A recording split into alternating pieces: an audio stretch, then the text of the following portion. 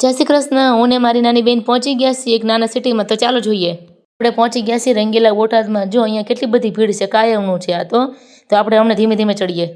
સૌથી પહેલાં નાસ્તો લેવા માટે આવી ગઈશું. અમે અહીંથી 7-8 વર્ષથી નાસ્તો લઈએ છીએ. બહુ સારી ક્વોલિટીનો છે, સર્વિસ બી સારી હોય છે. જો આ દુકાનનું નામ છે, તમે પણ બોટાદ આવો ત્યારે ચોક્કસ આ દુકાનની મુલાકાત લેજો.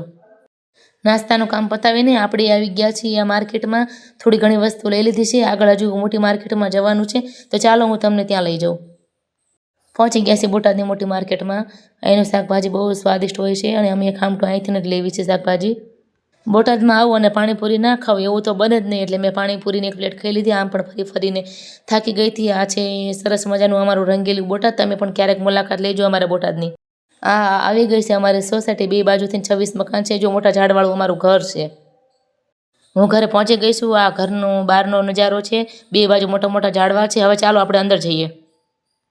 તો આ છે અમારો સરસ મજાનો મોટો જબરજસ્ત હોલ. ઉપર પણ 2 મોટા મોટા રૂમ છે, પણ અત્યારે ઉપર કંઈ જવું નથી. હું થાકી ગઈ છું, એટલે પછી ક્યારેક લઈ જઈશ ફરીવાર આવું ત્યારે. અને આ છે અમારું નાનું અમથું કિચન. ને કિચનની પાછળ જો દરવાજો દેખાય ત્યાંથી ગેલેરી છે. આ રૂમ છે મોટો, આ બાથરૂમને એવું છે, અને આ હોલ છે અમારો. ઘણા ટાઈમથી અમે નથી આવ્યા, એટલે એટલું બધું રણોરણ પડ્યું છે કે સાફ સફાઈ કરી નથી. ક્યારેક આવું કરશું. અને આ છે અમારો રૂમ અંદરનો.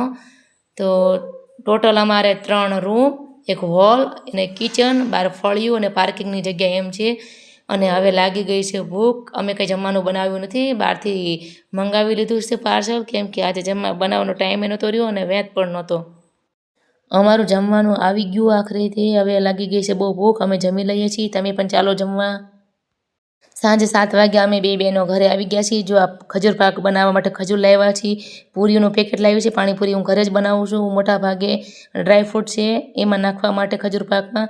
તો સંતરા, લીલી હળદર, બીટ, પાલક, દૂધી, આ બધું મારા જ્યુસ માટે લાવી છું. ડૉક્ટરે મને ડેલી જ્યુસ પીવાનું કીધું છે, તો આ બધી ખરીદી બોટાદથી કરીને આવી છું.